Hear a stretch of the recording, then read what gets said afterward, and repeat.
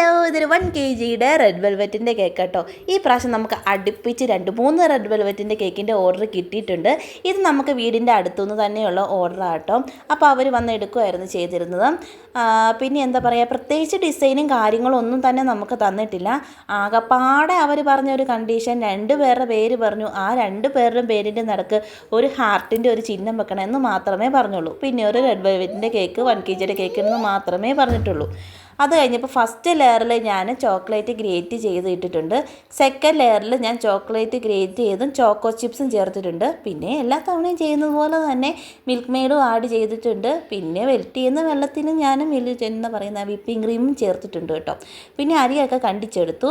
പിന്നെ ഇൻസ്റ്റാഗ്രാമിനകത്ത് നോക്കി തന്നെയാണ് ഞാൻ ചെറിയ ഡിസൈൻ നോക്കി തപ്പി പിടിച്ചെടുത്തു. കാരണം വേറെ ഡിസൈന് തന്നെയും പിന്നെ ഒരു ഡിസൈൻ ചെയ്തുകൊണ്ടിരിക്കുമ്പോൾ തന്നെ ഒരു മടിയാണ്. അപ്പോൾ ഇൻസ്റ്റാഗ്രാമിനകത്ത് നോക്കുമ്പോൾ നമുക്ക് വെറൈറ്റി ഡിസൈൻ കാണാമല്ലോ.